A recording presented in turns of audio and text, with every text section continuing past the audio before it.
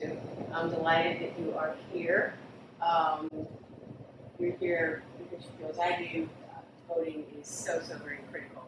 And the form is pretty straightforward, but there are things we need to be careful about and we need to be informed about. And we're going to go through it line by line, and I'm just going to stop here if you have any questions. And as I tell my students, there is no such thing as a dumb question. So if you're thinking it, somebody else is thinking it. Okay? So please ask questions as we go along. After we go through the form, I'm going to talk a little bit about voter engagement with the league, so that those of you who want to work at the league can then talk to Myra and get signed up to help, because there are a lot of interesting events coming up that you can assist with. So this is the most recent form. This changes periodically as the North Carolina election laws change periodically. So we are going to go through it, as I said, one by one. One of the changes they made a while back that I really like is that everything that is absolutely required to be filled out is highlighted in red. But they're not the only things that necessarily should be filled out. That's one of the things we'll go over. Okay? So I want to go over the red sections including the audio. In order. So the first, number one, is 3 questions that determine whether or not a person is eligible to vote. All 3 in November in order to vote in that general election. Okay. The second one, because we have people can fill this out at the age of 16 and up. Okay? And if they're 16 or 17, when the Board of Election gets this form from someone who's younger, they go ahead and put it in a queue in their computer. And that person is notified when they have been activated to vote. Okay? So if they say no here, that's not a problem. It just means they can't vote in the next general election. Okay? But anyone 16 or over can fill out this form, and anyone who is 17 at the time of a primary in March, but will be 18 by November, can vote in the primary, which I love, because then that person has input into the candidates that are going to appear in the general election. Okay? So this question is worded, if you answered no to the question above, are you at least 16 years of age? That's the minimum age for filling this out. And understand that you must be 18 years of age on or before election day to vote. And again, that is the general election. They do finally at the bottom of this form clarify something that it's relating to general election, but it is not clear in that number 1 section. So 17 years old, if you vote in the primary, if I'll be 18 on the general election. Correct. So let's say your birthday is in August. Okay, you can vote in the March primary. If it's by November, you will be 18. There are some things about North Carolina election law I really like, and that's one of them. Okay. Any. Now, if you checked no in response to both of these questions, you can't fill it out because that means you're not 16. Okay. When they go to the high school, and I'm sure this is happening, we have kids come by who really want to register, and you say, how old are you? And they say 15, and they're like, next year. Right. You can look future voters, right? Okay, second section. This is where you identify yourself by name. Now, the last name followed by first name. This has to be your name as it appears on legal documents. And feel free to write on this form for your notes or for someplace else. I told them not to, but that's okay. Oh, all right. Well, yeah, this way they'll have it with them. Yeah. So, what's the legal document? It's your driver's license. It's your passport. Okay? And presumably they will match each other, correct? The name you're putting down in the driver's license and your passport. Oh, yeah, mine is. Presumably. So it's your responsibility to decide what you want to use. And if you use what's on your driver's license, that's fine. That's perfectly acceptable. Okay? Because you're going to use that when you go to vote anyway as your photo ID. So, and don't use your passport if you go to that check. Right? So So this is your name as it is, as you are legally identified on these documents. I have worked at polls. I do curbside voting, and occasionally we will have someone who signs the form Ben. His name is Benjamin, right? And the chief judge has the ability to say, yeah, that's okay, but not for registration purposes. Okay, so for registration purposes, if you have a nickname, if you go by a middle name, if you go by a shortened version of your first name, don't use that, right? Make sure that what the person puts down here is the actual legal name. If they have a middle name, I do suggest you recommend that they put it down. And that's because we have a lot of names in the area and in the nation that are common last names. And so if there is a middle name and you're registered under that middle name, when you go to sign in to vote and they go to check your records to make sure you are saying you are who you really are, that middle name is going to pop up, and it makes it much easier for them to give that stamp of approval to your application to register to vote. Is that whether or not it's on your ID or not? Yes, yeah. That won't disqualify you from because when you go to vote, when you give them your name, you're just going to give them your first and last name, and it'll pop up, and then they're going to ask you for your address, and so they verify that they're looking at the right John Smith. Okay. If there is a junior, senior, third, fourth, that's also helpful because those people are also going to have the same name. Okay. Date of birth. So number 3, yeah. Could that be something that can challenge you on these crazy days? That your name on your driver's license is John Smith and you put John William Smith on your registration. So I don't think so. that's not a challengeable. No. Because of what's in number 3. Okay. So number 3, you're giving your date of birth. Okay. This is what the Board of Elections uses also. If a 16-year-old is filling out one of these forms, they know when to activate that registration. Okay. So they have your date of birth, and you'll notice in between those two little sections on number 3, there's a red and. This is one of the things that changed not too long ago. Okay. Providing your driver's license number or the last 4 digits of your Social Security used to be optional.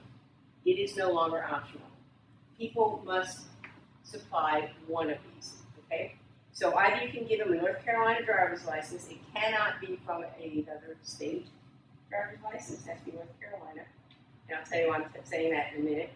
Or it can be the last 4 digits of a social, okay? So what happens, the reason I'm making that distinction about North Carolina, we have a lot of people who move here, and given the DMV right now, it's hard to get an appointment to get in and get your license changed, and So if people have not gotten their license changed when they're filling out this form, and when they see you at the Apple Festival and other places, they're like, oh yes, I've been meaning to do this, let me do this now, but I don't have a North Carolina driver's license.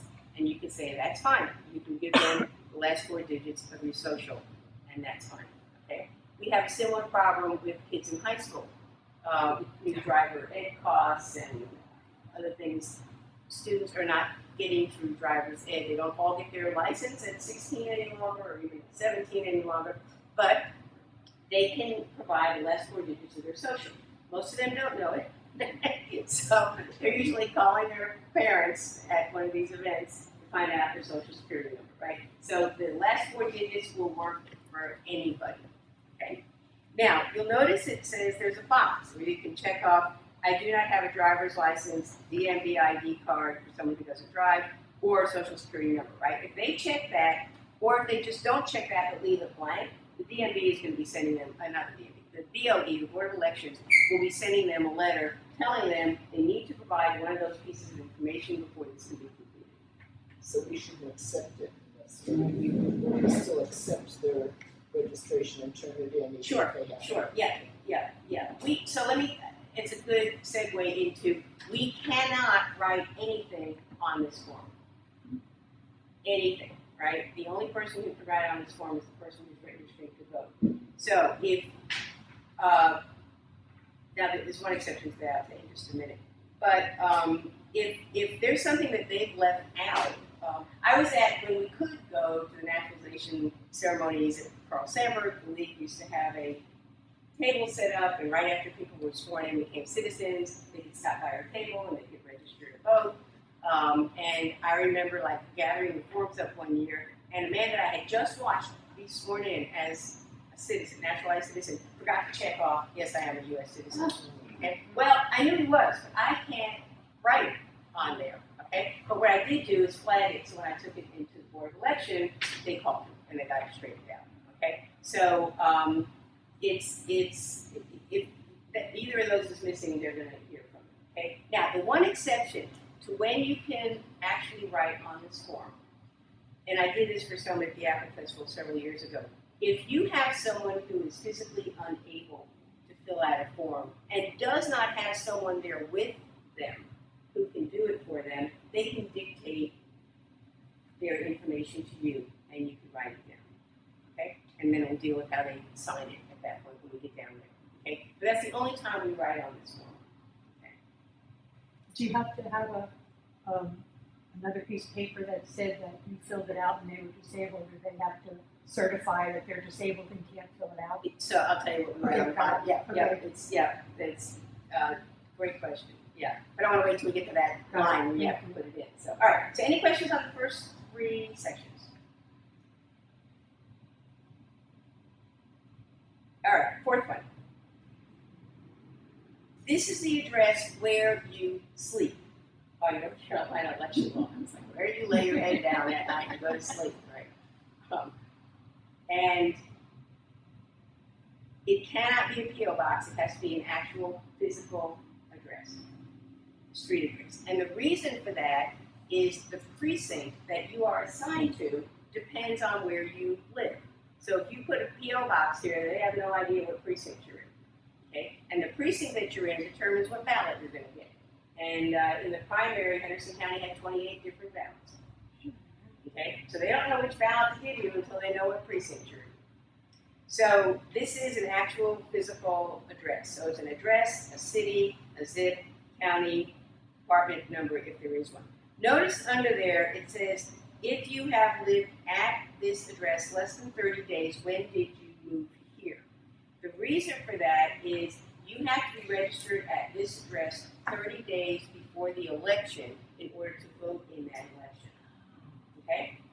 So if they have lived in the house for 2 weeks, they cannot vote in their new precinct.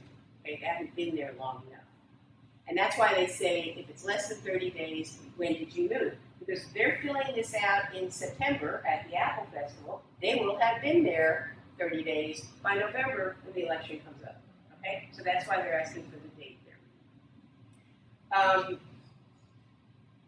And we typically never register anybody within less than 30 days before the election. Our cutoff is 25 days.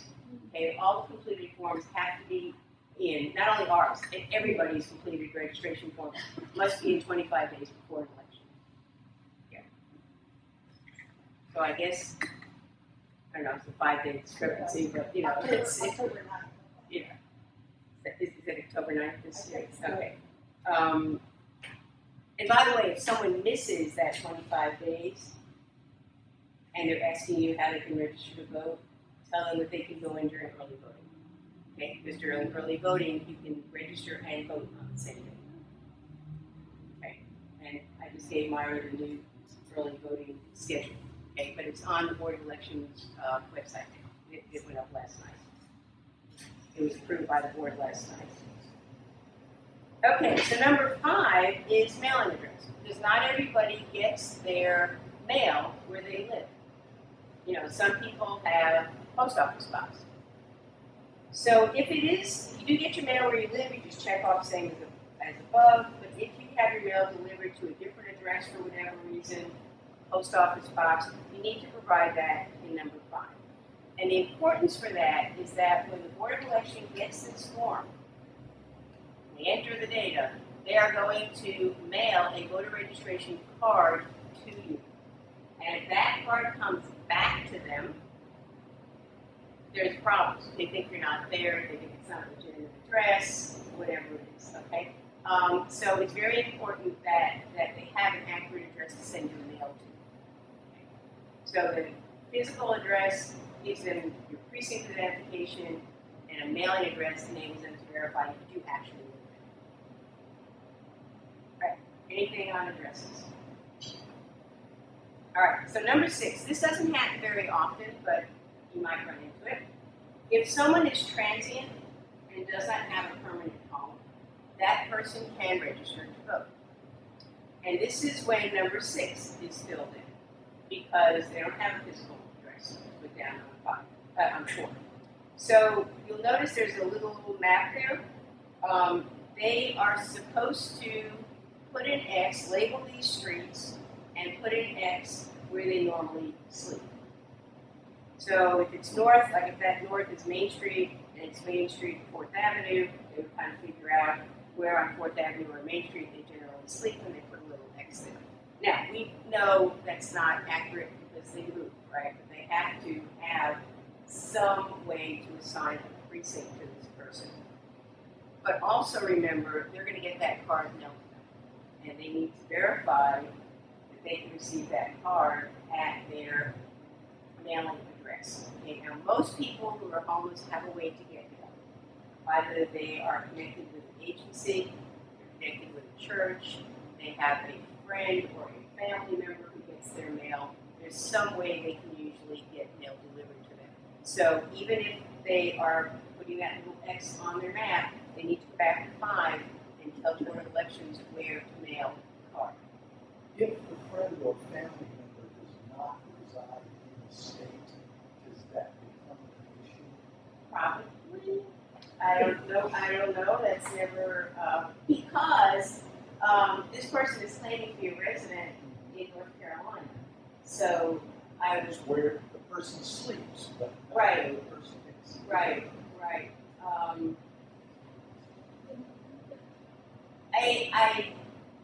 I don't know. I mean, I know that like Blue Ridge Health lets their clinics get their mail there.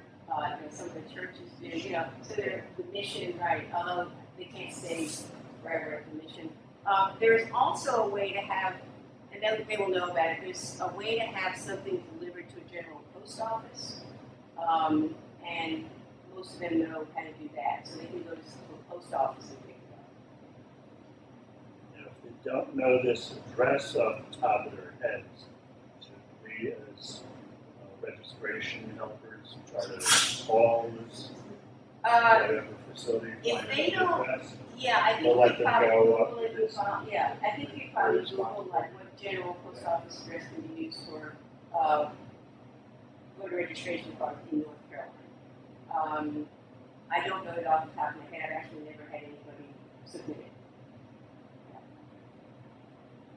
Yeah. Okay, anything else on that? All right. Number 7 is all demographic information. It is not required. The Board of Election in the state just kind of tracks who's registered to vote, but you do not have to fill it out if you do not care to. Number 8 is also not marked in red. However, if they want to be affiliated with one of the political parties, they must choose something in 8. And our choices right now, the parties that have enough people registered are the Democratic Party, the Green Party, the Libertarian Party, and the Republican Party. If anybody asks, they are in alphabetical order. Okay? That's why they're listed the way they are. Okay. You'll notice the last one says unaffiliated. This is different than the no label, which was a party very briefly. Okay, that's gone. But no unaffiliated is what other states call independent. Okay? So you are not affiliated with any registered official political party, but you are still registered to vote. Here's another thing I really like about North Carolina election law. Okay? If you are unaffiliated, when you go to vote in a primary, they are going to ask you which ballot do you prefer. And you get to choose, usually it's Republican and Democrat, usually those are the to. Libertarian also has a ballot in several elections. So you have to tell them, I would like this ballot.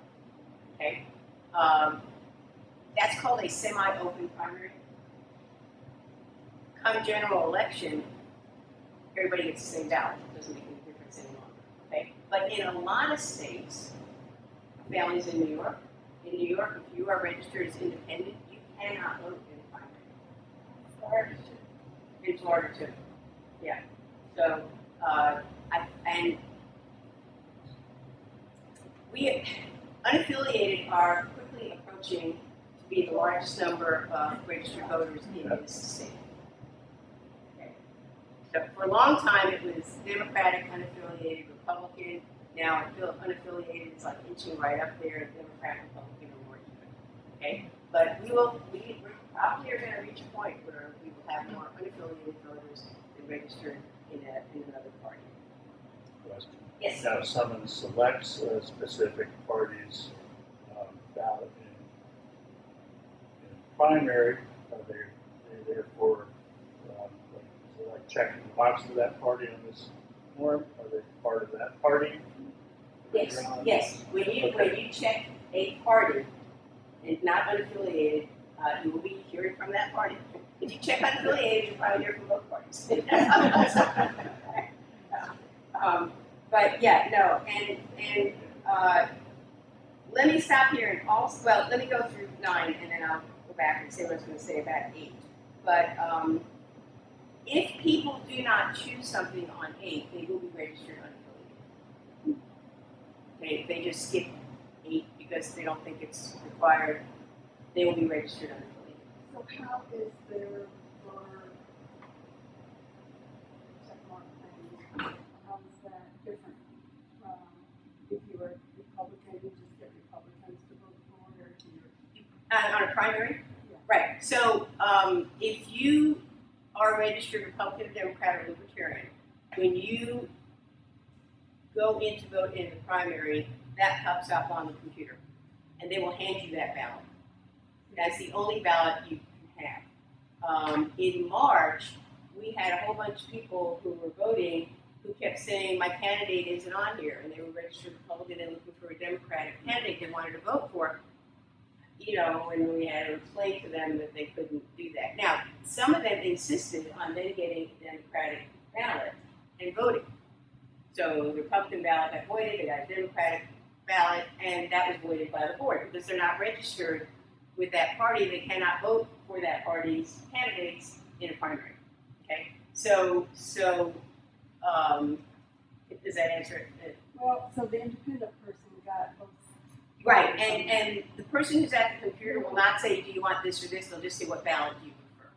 But if you're unaffiliated, you don't get to choose at the time. You don't see both people. Right, no, you have to look ahead of time. If you're an unaffiliated voter, you need to know which ballot you want. Now, all of the polling sites have sample ballots out.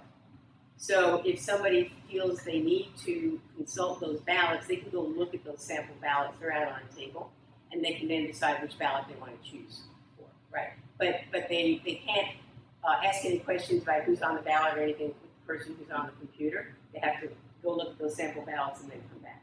So there's no ballot that has both. Correct. In the general election, you've got them all, right? And then anybody can vote for anybody. But in a primary, if you're registered with a party, the only ballot you have access to is that party's primary ballot to choose which candidate from the primary will move into the general election for that party.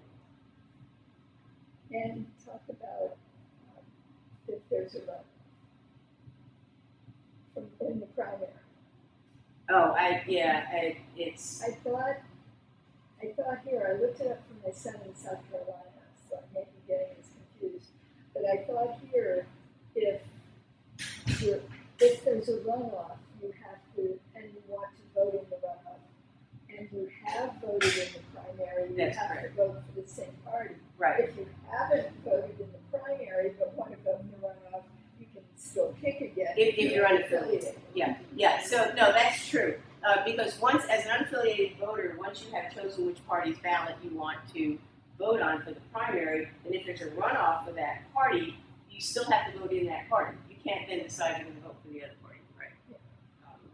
And I think a lot of people like the flexibility of being an unaffiliated voter because it gives you a lot of input in the primaries, especially in municipal elections. Charlie. Yeah, so I'm in charge of weird questions. Thank you. Say you show up at the primary, you don't want to vote for your party's candidate, can you re-register on the spot and vote for the party you want to vote for? So that you wouldn't get kicked out by the board of elections. I don't think so. I think during early voting, you can change your address, you can change your name if that's changed, but you cannot change your vote. So you can't, Because they don't want people doing exactly what they're suggesting they want to do, right? Yeah. but people have to do it ahead of time. Right. Oh, yeah. We had a sheriff's race several years ago where a whole bunch of people shifted their political affiliation because all the candidates for sheriff were in one party and they were not registered with that party and they wanted to vote, so they became unaffiliated at that point, right? So I voted in the primary for a certain party at this point. Could I change to unaffiliated Yes, prior Yes. to the general? Okay. absolutely, yeah.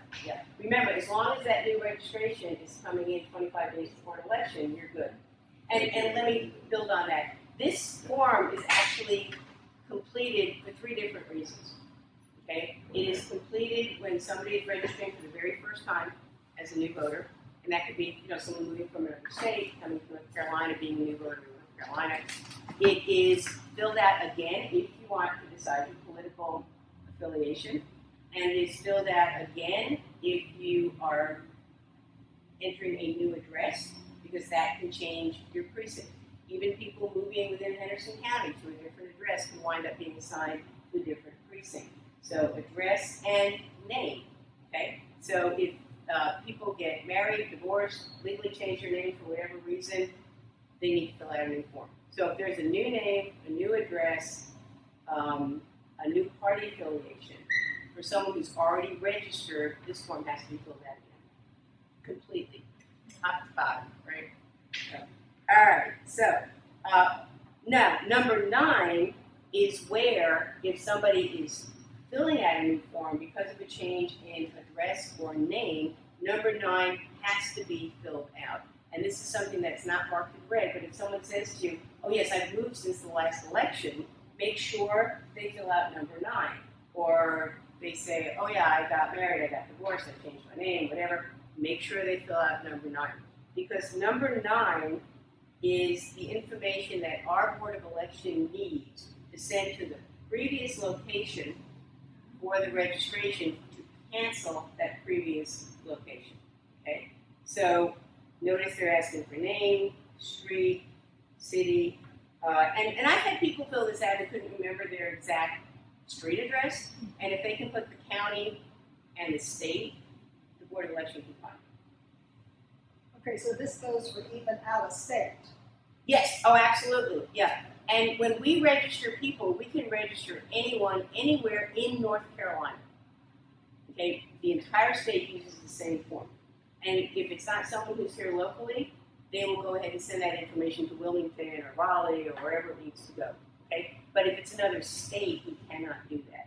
And if you don't have the right forms, I don't know the election laws in other No, states. but they moved to North Carolina from another state. Mhm. They fill out. Yes, because our Board of Election will contact the Board of Election in the county where they live so that can be revoked, canceled. And that's what every party would really appreciate. Oh, yeah. Everybody would appreciate, because then Yeah. you have a lot of people that aren't on the rolls, that aren't living here. that are Right, on the rolls. right. When I was an early voter observer, the chief judge spent quite a long time on the phone for somebody who moved back to Henderson County from out of state.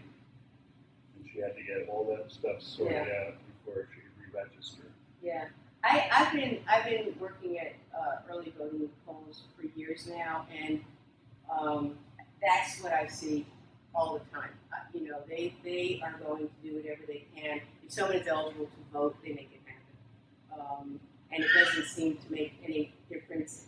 I've been with judges from both parties. It doesn't seem to make any difference. You know, they are committed to doing that. So yeah, that's a good. Tell you what, that is such a nice thing to hear from everybody that works with our Board of Elections, because what we hear so much of is a different story for the state. You know, I encourage anyone who has concerns about how the Board of Election does its work to go observe the Board of Election meetings and be informed.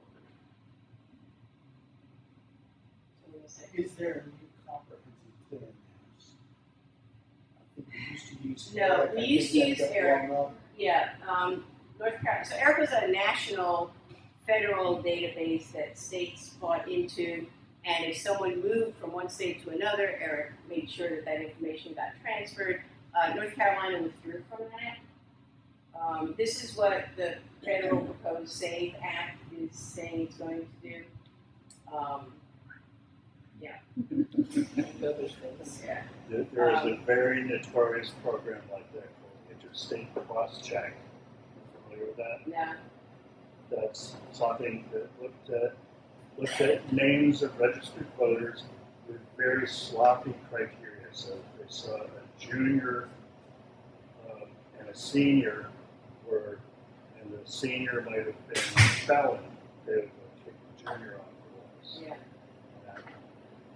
That's kind of grew out of Yeah. Florida in 2000 when they had felons arrested.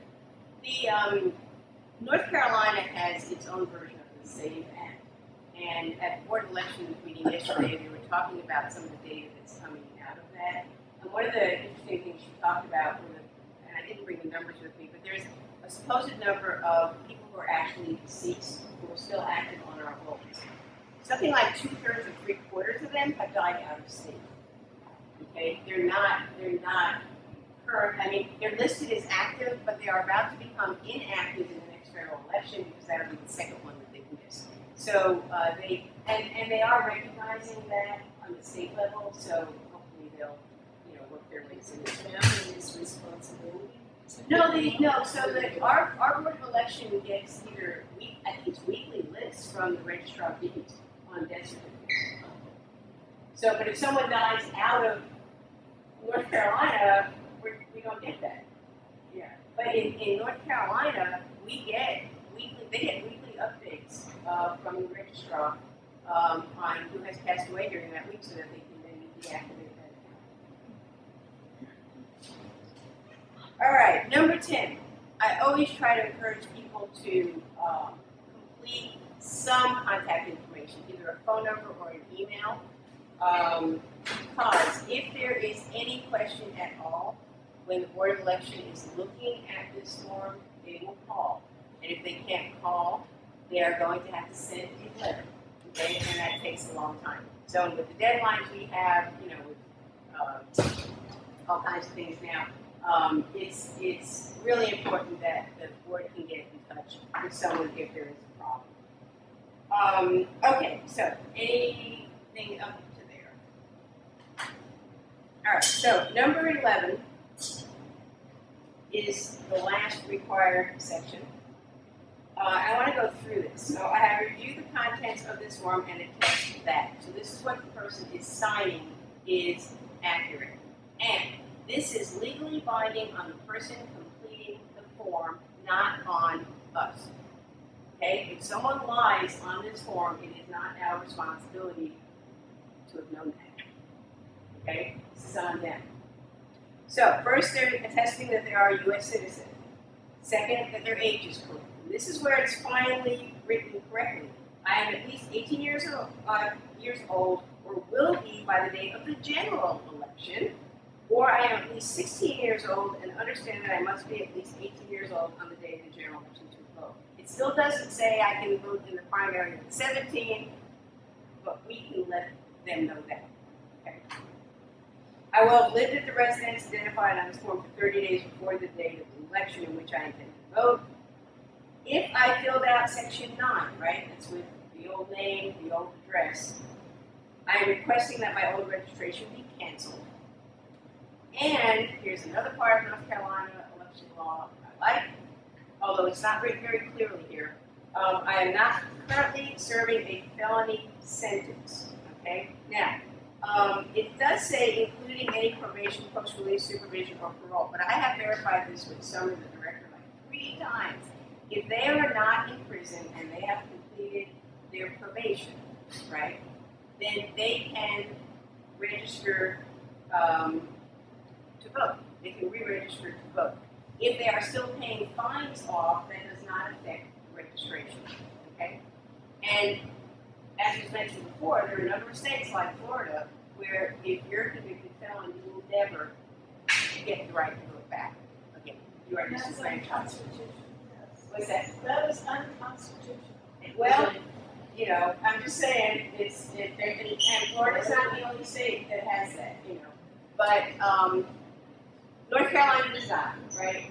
And we had an instance where a couple came to us when we were on Main Street one time, right in front of Sherman's, and they had just moved to the area, and I was with Rachel, and Rachel was like walking around snatching people who needed to vote to register, and she brought them over. She said they just moved to the area.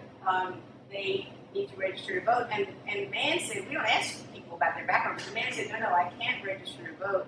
I'm a registered felon. And we said, have you completed your promotion and your parole? And he said, yes, you're like, yeah, here's the form, you're good. You know? And he had no idea that North Carolina had that ability for him. Now, the voter needs to sign and date there. And this is where we're going to answer that question about when someone can answer, right? Someone can't fill out the form. So I worked one time with a man who had his wife with him. He couldn't fill out the form. She read it to him. She wrote down his answers. But he still has to make an X where it says signature, okay? And it would be the same thing if we were filling it out for somebody. That person who's registering to vote still needs to make an X. Now, this is where you put a little note as the assistant, right? The person completing this form is unable to sign a name, signature, his or her signature due to disability. Okay. So underneath here would be. Yeah, that's fine. Yeah, and then they need the date. Is there special wording that you want in that sentence? That was the wording that they told me. You know, the registering voter cannot sign his name, her name due to disability. But I think anything close to that would work. You know, they're not going to hold it up, I think. So it's not hard, right? You know, but it's detailed. Once you've done it a couple times, you get more comfortable with it. But I want to give you a couple tips for those of you that are doing voter registrations, particularly if you're working in the league, but this works for others as well. But if you are helping out with a league voter engagement, right, one of the primary things to remember is that the league is nonpartisan. Okay? We cannot ever suggest what party they should register for. Okay? And people will ask. Well, I don't know, you know, what party should I register for? And, you know, kind of the standard line is, you know, you need to choose the party that best aligns with your values. That's how we all choose our parties, right? It's the one that best aligns with our values. So, yes. Is it appropriate to tell them that if they pick a certain party because they're a Democrat, that's the only primary that they can vote in, or if they're unaffiliated, that they can do? Right. So we talked about that. Most times people will ask what is unaffiliated, and that's when we get the chance to, you know, to explain it. Yeah. No, because that's an important thing for people to know. Yeah. You will always, those of you that have not done this before, you will always have someone with you at these engagements who is experienced, right? We don't take anybody brand new, we're all out there. Because we were all brand new and we were all terrified the first time we did it. So, you know, you need someone there who can assure you that it's good. And the important thing is to have somebody look over the form after it's filled out, okay? So usually there are 2 of us there, or at least 2, right? And so the other person You can ask the other person to look over it, or you can look over it. You just want to make sure that the things that we talked about are actually on here, okay? And that they haven't left anything out, which is either going to result in this being needing additional information, or if they've told you, if you see that they've moved, make sure that 9 is still that, so they have the old address, and they'll tell you, I have a new address, or I have, a new name, or whatever. So it's always good to ask them to just hang out for 30 seconds while you glance over the form, and if somebody else is there, they can be talking to them about 411 or candidate events or whatever else is coming up, right? We're in usually a tent or behind a table or in a booth, right? Sometimes we can go in front of the booth, sometimes we cannot, depending on what the event is. And so the question comes up, how do you get people's attention, right? There's one big way not to do it, okay? Do not ask people, are you registered to vote? 2 reasons, right? One of the Latino coalitions that we work with has told us that puts them on the defensive, okay? And we don't want to do that. They are not looking to register to vote if they can't. They know they can't, okay? But second, most of the people who are there and walking around are registered to vote. And if that's what you're asking them, they just say, I'm already registered, and they keep walking, right? We have so much information to give out at these booths and at these events. We need to get them to come over and see what we have. And so far better questions are one of these 2. One is your voter registration up to date? Do you need to make any changes? Because there are people who don't realize that, I moved, I have to fill out a new form. Okay. And the second question is, would you like any information about the upcoming election? Okay. Early voting is a big draw, too. That's a good conversation starter. Yeah, and the booths always have the dates and the times for the early voting. It was just approved last night by the board. I just gave a copy to Myra today, the one that's going to be used in the fall. Nothing changed except for one of the locations for our early voting. Last time we had Flat Rock Town Hall as one of the polling sites. That has gotten moved to Edneyville Community Center, and the reason for that is Flat Rock Town Hall is just a couple miles away from the Board of Election. And so they were trying to spread them out geographically around the county. And so they've got one at Board of Election, at Fletcher, in Etowah, and Edneyville. Okay? And Edneyville was one of the areas that specifically asked for a polling place after Hurricane Helene. So they are now moving one of their sites out there. Okay, so please make sure, and I hope Myra will have this information at the booth. They're worried about their voter registration form being processed, and there are many ways they can check. So I want to explain the ways that they can do that. Number 1, vote.org has something called Ballot Tracker. You can either just put in Ballot Tracker and it'll pile up, or go to vote.org. You can check it there. You can check it on Vote 411.